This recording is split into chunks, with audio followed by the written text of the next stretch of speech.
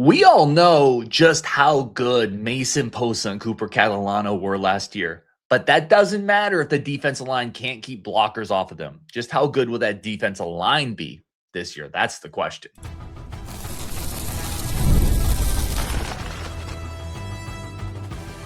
You are Locked On Badgers, your daily podcast on the Wisconsin Badgers. Part of the Locked On Podcast Network, your team every day.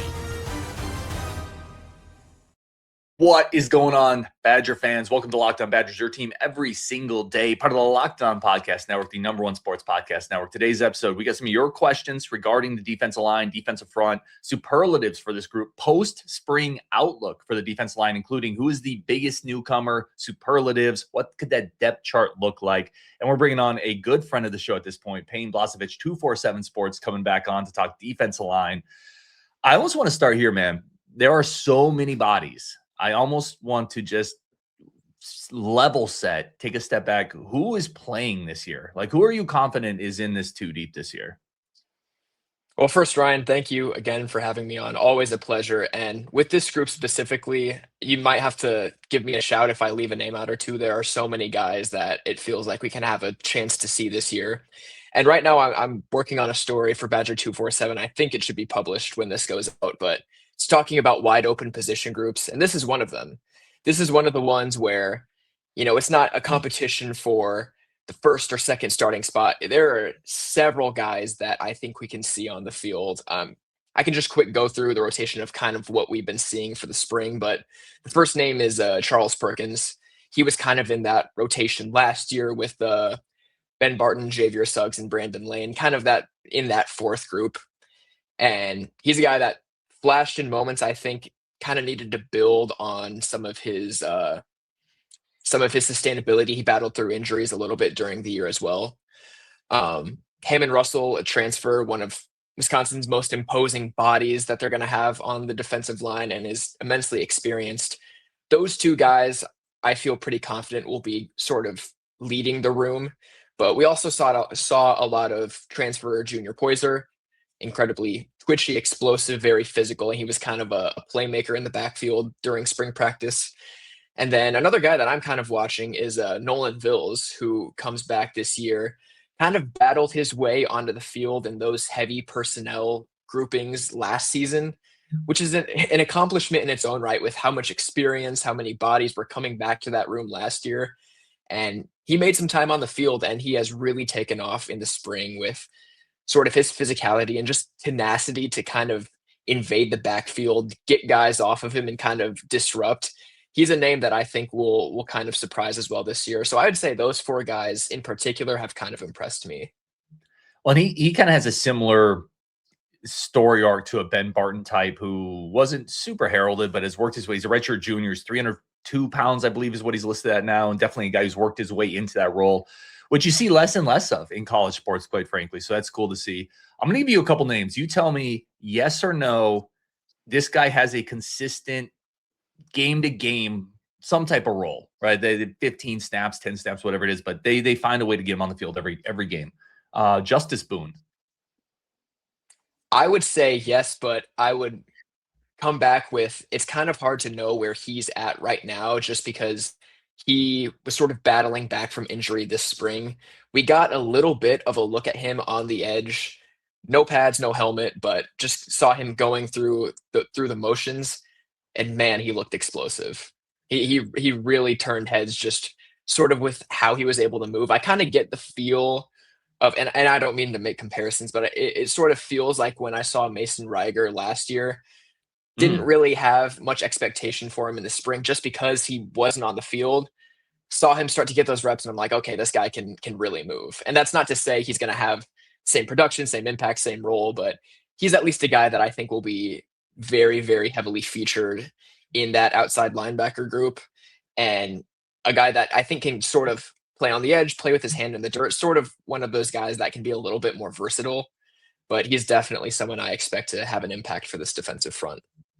I think it's important to note too, the line between edge, defensive line is a little blurred for a couple guys, not for a guy like Sebastian Cheeks or Nick Clayton, but another guy I'm going to mention right here, Michael Garner. Garner's 6'6", 300. I think you could put him on the edge. I think he's nominally listed there, but I think you could also line him up on the defensive line.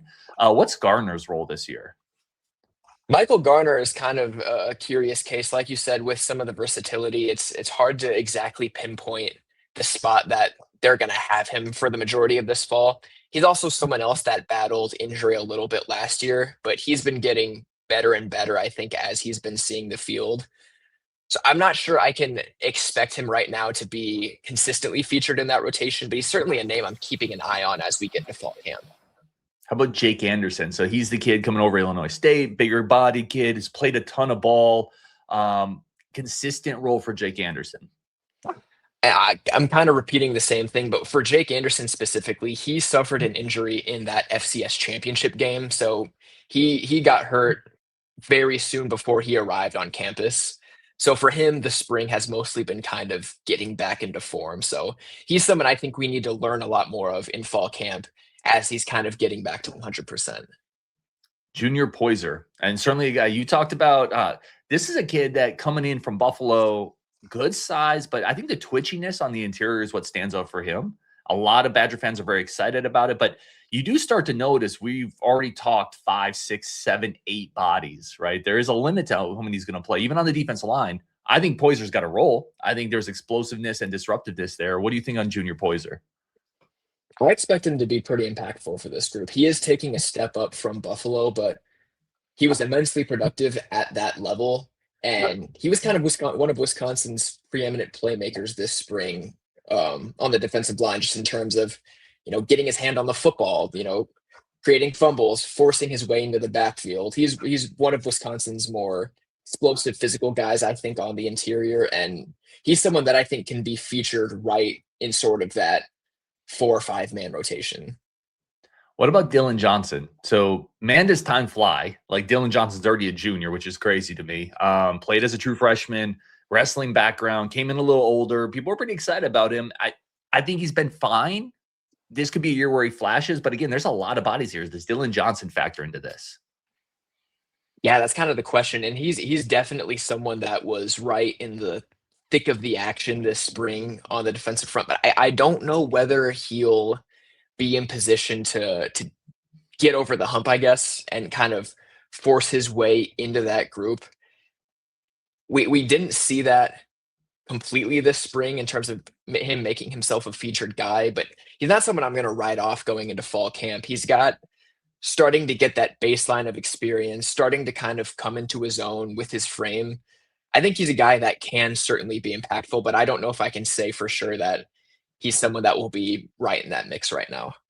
Well, depth is obviously massive on the defensive line where you can swap out guys and keep people fresh. But are any of these young guys, let's talk about a Xavier Ukponu. Let's talk about maybe a Denigel Cooper coming over from App State. Any of the young guys have a chance to kind of break into that rotation this year?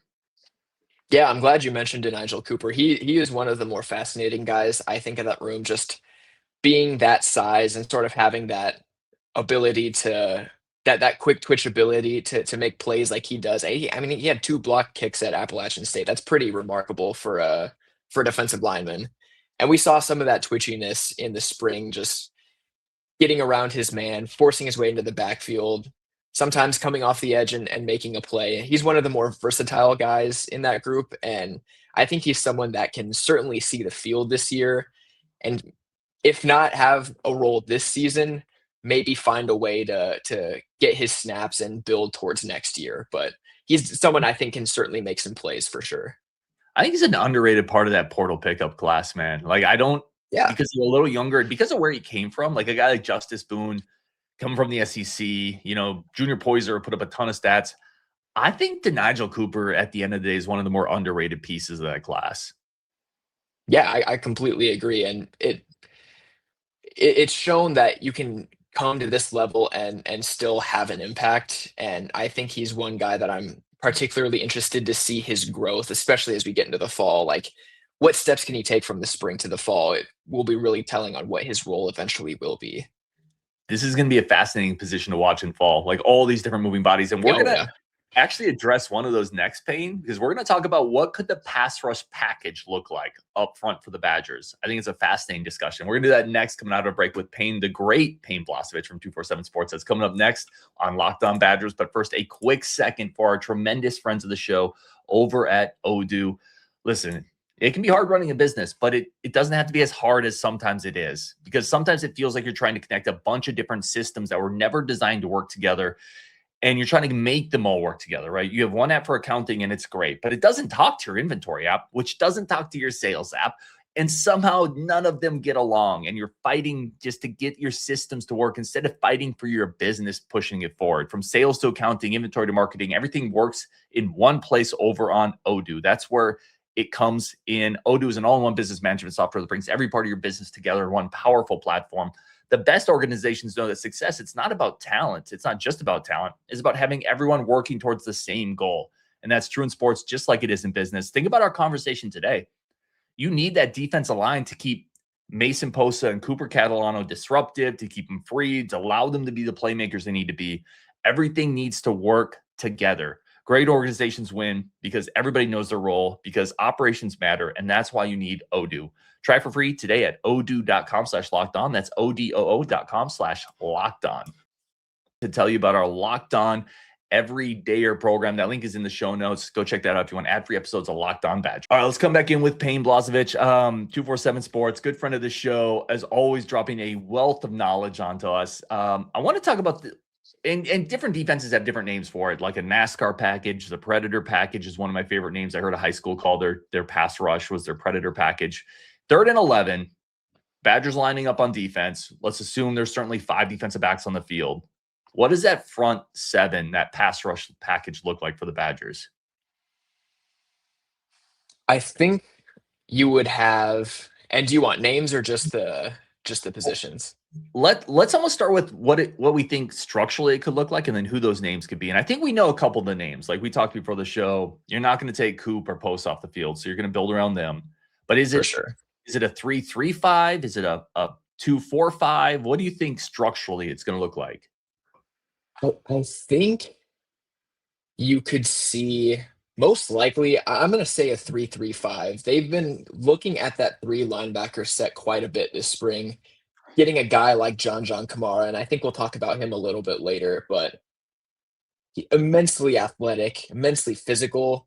He's a guy that you can slot in with a Mason Posa, Cooper Catalano, and he can find a way to be impactful. Can get into the backfield, can explode past the line of scrimmage, can kind of play in the middle of the field and punish a quick pass in the flat.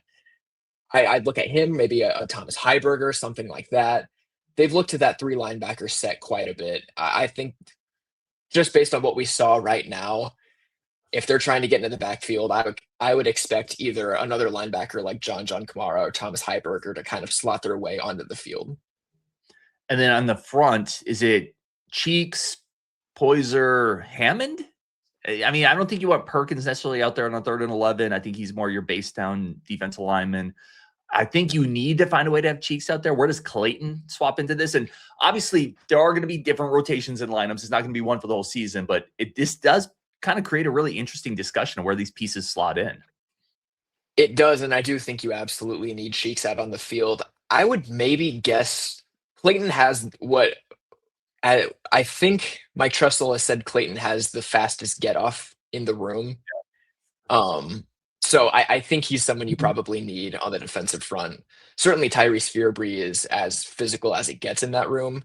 But in terms of just getting the backfield, getting to the quarterback in 3rd and long situations, probably Clayton. And then that's a good question on the interior. I'm not sure if there's a perfect answer right now, but I would probably guess Junior Poyser is a guy that could fit there. And maybe someone like a Hammond Russell is physical enough to kind of disrupt, throw off the offensive line, maybe absorb some blockers and open up some space for his pass rush. I think you nailed it. I think that's probably the unit just right now. I'm excited for it. I'm going to give you what we kind of talked about, summarize it, and you tell me if this pass rush you think is as good as last year, potentially better. So we're going to talk about maybe having Cheeks on one side, Clayton on the other, Poyser in the middle, and then a 3 linebacker trio of Coop, Posa, and then maybe John Kamara. Is that pass rush better than last year? Or is it? That's a good question. I'm inclined to say no, just based on what you had on the edges last year. Like you got two NFL pass rushers, and that's not to say neither Cheeks nor Clayton aren't that. I think they both certainly can be, but I think it's the benefit of hindsight. But just knowing what we saw last year, that's a damn good unit, and that's what caused so many problems for opposing offenses in that latter half. But maybe the inside linebacker trio might be a little bit better, might be a little bit more effective.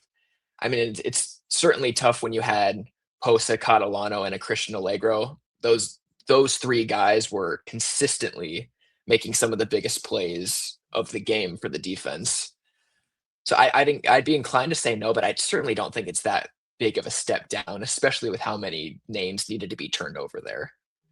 I tend to agree with you. I just don't think you replaced the Mason Reiger perfectly, and then Daryl Peterson was as underrated as it got in the Big Ten. Now, maybe and I don't think Coop is a pass rusher necessarily, but I think Posa could be more disruptive there. I do think Coop had more tackles for loss than Posa ended up having last. It was 4 and 4.5. So I mean, that's a good point. You're splitting hairs there, but I think his effectiveness in the backfield gets underrated sometimes. No, I think that's super fair. Yeah, I think you're right though. I think it is a step down, but I don't think it's a big step down. And I think there's upside to be unlocked with Clayton, that he's different than Reiger. He's not Reiger, but he has more quickness off the edge. That's also with the condition as well that, I mean, how big of a step does Posa and Catalano take? I mean, they were number 1 and number 2 tacklers for the defense. So, not much I would expect, but I mean, can those guys be even more impactful? Like, I certainly seem to think so. So it's kind of tough to project right now. That's a great answer though. Let me hit you with a couple superlatives. Talking mostly defensive line here. Who's the biggest boom bust guy on this defensive line? That's a great question. Biggest boom. While you think about it, I'll give you mine. Okay. I went Junior Poyser. I just think that there's a world where it's hard to find, dude. It's really hard to find interior defensive linemen that create penetration disruption. And he did it at Buffalo, which isn't the Big Ten, but it's also not Division II or FCS or anything like that. Like, he did it at a pretty high level. I think there's a chance he's a really good interior disruptive defensive lineman for the Badgers. He's a pass rush guy. I also think there's a chance, and I talked to some folks that covered Buffalo, and they said there was some inconsistency there. There is a chance there was a lot of buzz, and then just maybe he struggles to translate it to the Big Ten. Yeah, I think that's completely fair. And I think in kind of a similar vein, my answer is honestly probably Charles Perkins, mostly based on the role that's going to be asked of him. Because if he needed, snaps off the field, if he needed some time off last season, you got 3 guys that are older than him that were a little bit more experienced that you could depend upon. But this defensive line kind of needs him to be one of the top 1 or 2 options. And like you have in your graphic back there, it needs to be his time probably.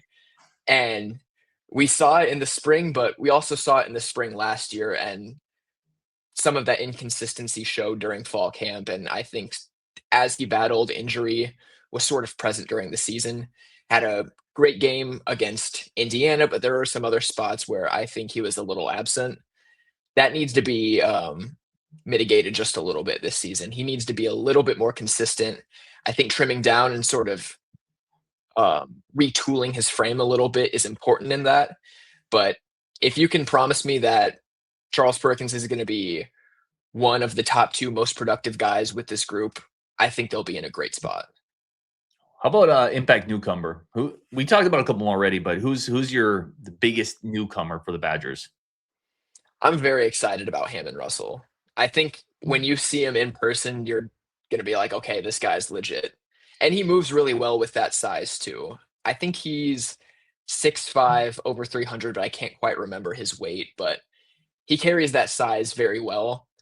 And he has the quickness and the technical ability with the hands and the way he moves his feet as well to be impactful in the middle of the defensive line. So Hammond Russell, I think, is a guy that is going to eat blockers, stop the run, collapse the pile. I think he's going to be one of Wisconsin's top options there. Yeah, I think it's a good answer. We talked about the two that I would have slotted. I would have either gone Poyser or Russell as impact newcomers. So I think we hit those two. I think there's a case to be made for Justice Boone coming over from the SEC. For But sure. I would have gone Russell or Poyser. How about most surprising, that the player that Badger fans aren't talking about enough right now on the defensive front? Who is it?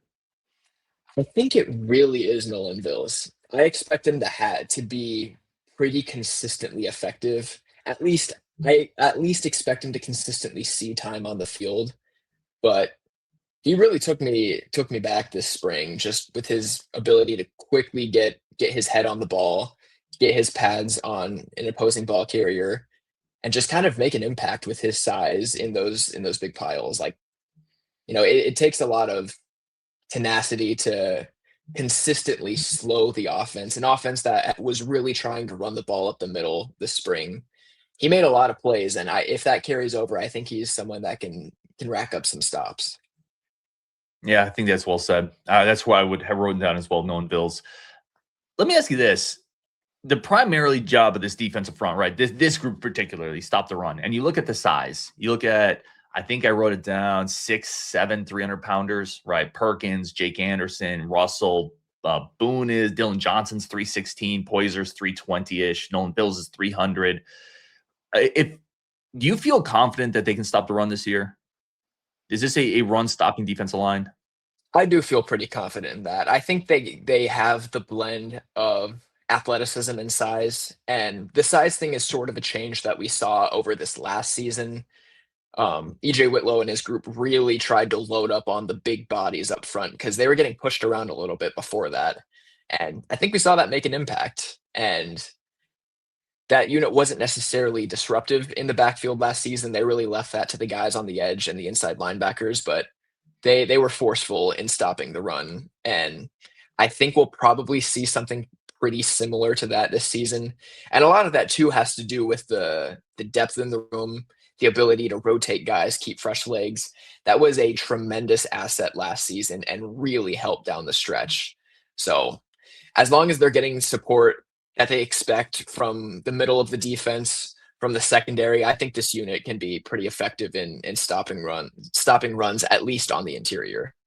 Yeah, I tend to agree with you there. All right, we'll take one more quick second. We're going to come back. Grade the room, defensive line recruiting, Payne's favorite younger guy on the roster. Who should we be looking at for next year and the year after? A bunch coming up to wrap this show on Locked On Badgers. But first, a quick second for our friends of the show. And as always, a quick second to say thank you for tuning into Locked On Badgers. Thank you for making this one of your first listens every single day. Let's get Payne back on. Payne, one of the things I wanted to hit you on, sorry, I jumped you into there, was these younger guys on the roster right now. You have an Xavier Ukponu, a Torrin Petaway. Who is a guy that you're really high on that we're probably not going to see this year, but next year or the year after is going to play a big role here? Yeah, I've really liked what we've seen from Xavier Ukponu. I think he has flashed some impressive athleticism, and that he even showed some of that last year too. And he sort of spent the year and the off season kind of building on his size and frame. But I think he's a player that as he continues to grow and progress his physicality, he's got kind of the twitchiness. He has the explosiveness that it wouldn't necessarily shock me if he at least saw the field in some reserve capacity this season. But he's a guy that, looking toward the next year or two, I think can be very impactful. Yeah, I loved him when they picked him up. I thought that was an underrated recruiting pickup. I liked how he moved, a big-bodied kid. I think he's got a real future in this program, or wherever program he ends up in. Obviously, this is college football in 2026 and 27, but I think he's got a real future here. Let me ask you this: defensive line recruiting. We've seen David Hill got bumped up to a 4-star. Obviously, we've talked a lot about Yazin Zion, Brody Vaffensteel. This is a real, and Isaac Miller as well, the in-state kid who I really, really like. What has been the key here? What has been the key to this, quite frankly, almost unprecedented defensive line haul on the recruiting trail? It has been insanely impressive. And I think the combination of EJ Whitlow, Matt Mitchell, and Mike Tressel, like that trio has done a tremendous job at selling what they think the defensive front can do.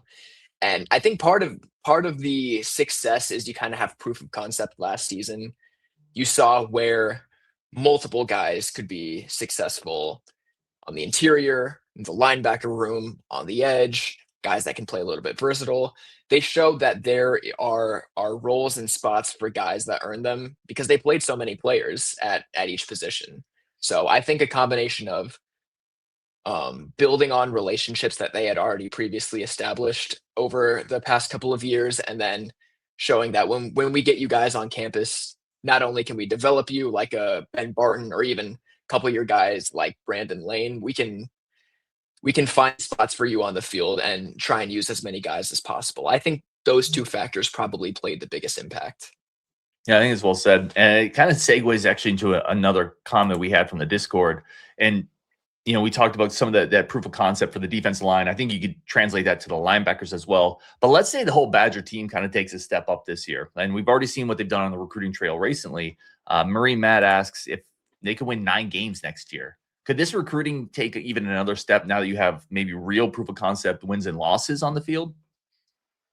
I absolutely think so. And the reason I say that is there were some spots with last year's recruiting class where I think they could have hung on to a couple of guys had maybe the product on the field been a little bit better. And this class has been as good as it's gotten for Luke Fickell's tenure, and it very well could finish as his highest ranked class as Wisconsin's head coach. But a lot of that is dependent on the success that you see on the field, because there's a long way to get till signing day. And if you start to build some real momentum with some big wins, with some consistency, that does a ton for a recruiting staff that has been, quite frankly, excellent in how they've been able to sell the program and the vision when the results haven't necessarily been there that the staff has wanted. But you got a group of guys that believe. Now it's time to show them why. And some of those ranked wins last year played a big part in getting that snowball rolling with these in-state guys. You can start to find some wins on the field. I really think you can see this train start to get rolling. So in terms of a ceiling, I don't know if I can put an exact number on it, but I think last I saw this class was sitting around 20. Top 15 is certainly within reach with the investment and ideally future success for the Badgers. Yeah, I think 15-ish. When you start looking nationally, it's really hard to break into that top dozen. Just look at some of the programs nationally. And you also need, it has to be a certain year, right? You need a strong in-state class to get to Wisconsin to get to 15. You need that. But yeah, I think that's possible. And if you can do a top 20, 25 class coming up a 4-win season, I think you could get to that higher level coming off 8, 9-win season. A couple really quick questions. We'll get you out of here, but really do appreciate it as always. We hit on John Kamara, but I wanted to just bring up Badger Football as a pulse question. All we heard about in spring was just how athletic this kid is. What did you see in practice? What did you see that kind of backed that up? Yeah, so I hate using athleticism as a term because it's so generic, but you can't really use anything else for him. He was so explosive in the middle of the field. Like, I'm talking, he was moving up towards the line of scrimmage on a play action, stepped back, leapt in the air, and grabbed an interception. Like, that's so hard to do. I'm talking about he sat in the middle of the field, read the pass in the flat, shot to the pass catcher, and dropped him right away. Like, those traits like that, it's so hard to quantify, but it makes such a difference. Those are the athletes, quote unquote, that can make such a difference in games. And so you stick a guy like that who's immensely explosive and fast with the athleticism of someone like a Mason Posa and a Cooper Catalano, it's very exciting for this inside linebacker core. I think that is probably going to be the all-around most complete, most effective position group for Wisconsin's defense. And John Kamara is a big reason why. Yeah, people are excited about it, man. And there is a certain point where an athlete is just so dynamic that you have to find some role for him, regardless of who's in front of him. And I listen, I think core special teams make a ton of sense at a minimum, and that's a really obviously big part of the game. But yeah, you probably need to find ways to allow him to be disruptive. Anything that I didn't hit on defensive line wise, any player, anything else as we get out of your Payne? I also want to definitely give everyone an opportunity. Where can they find your work personally and the work you guys do on 247, which I've said it a bunch of times is absolutely tremendous.